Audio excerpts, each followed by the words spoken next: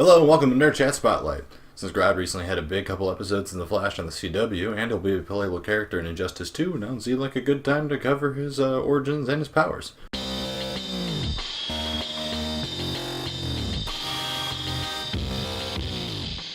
Grodd was created by John Broome and Carmine Infantino, and he made his debut in Flash number 106 in 1959. And his first appearance went like so. The comic opens with a rocket launching from an unknown area of Africa, and the rocket tunnels across the Atlantic Ocean and it makes its way to its destination, which is Central City Park. At this time in Central City, there had been a play going on, featuring an actor named Fred Pearson who was playing a gorilla. Night after night, rumors began to spread of the gorilla being seen in Central City.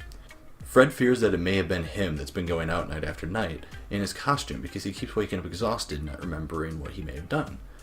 So he calls his trusted friend, who happens to conveniently be Barry Allen.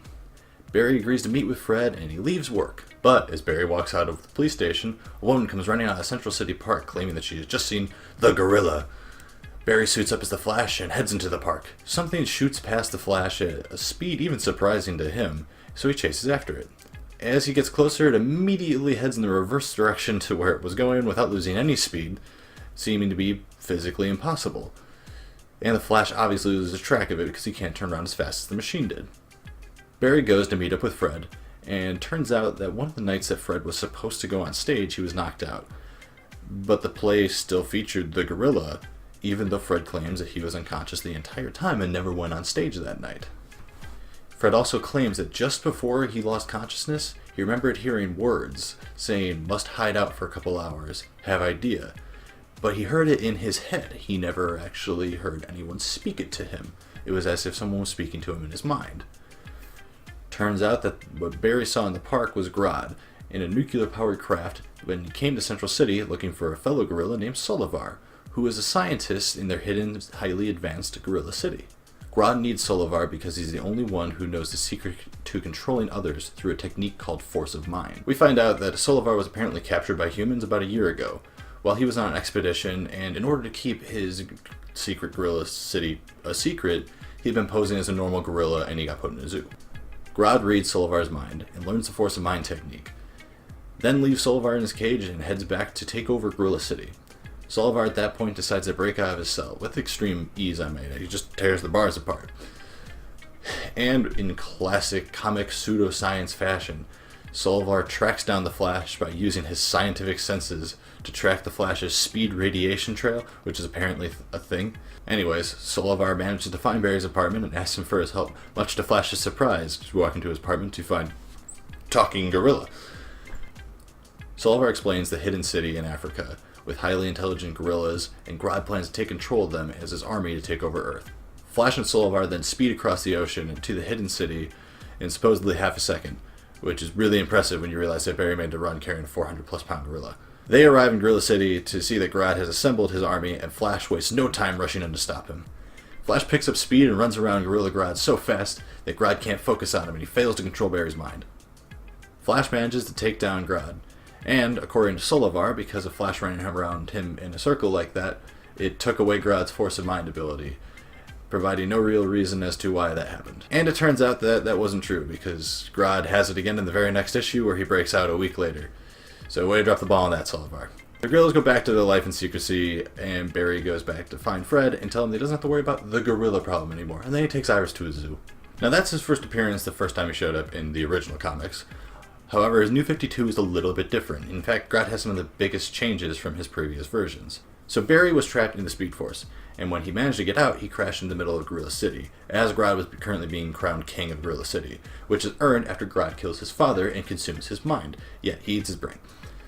The gorillas worship what they call the Light, which is actually the Speed Force. And since Barry came crashing out of the Speed Force, they believe him to be a herald, but Grodd claims that he is a threat.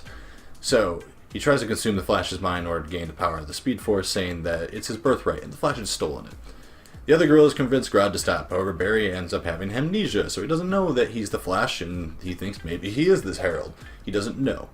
After Flash does manage to regain his memories, there's another fight with Grodd, which results in the collapse of a temple, and Grodd is thought to be dead.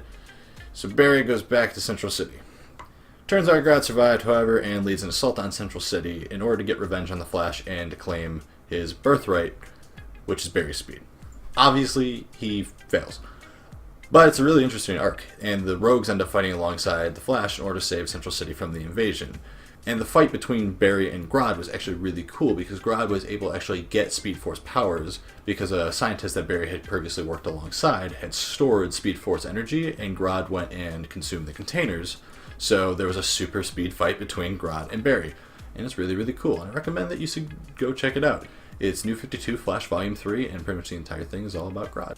Now on to Grodd's powers. Grodd is a hyper-intelligent gorilla with the power to read and control minds.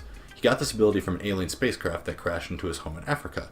It also gave Solovar his abilities, and, as another fun fact, it's the same spacecraft that gave Hector Hammond, a villain of the Green Lantern, his abilities of hyper-intelligence as well. The other gorillas that were with Grodd and Solovar also got hyper-intelligence, but they didn't get any of the telepathic or telekinetic abilities or anything like that.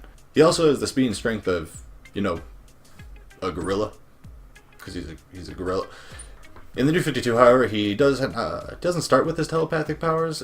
Granted, he does develop them in time.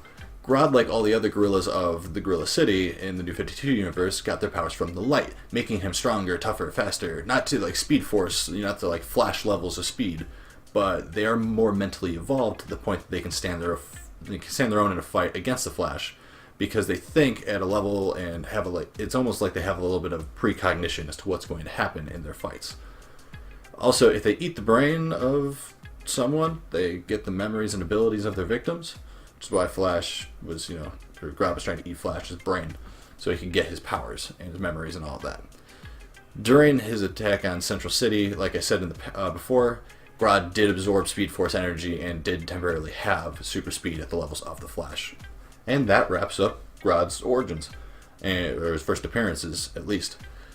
As far as reading recommendations go, I really recommend that you read his New 52 appearance, because it's amazing. It was a really, really cool fight to see Grodd, at super speed levels fighting Barry.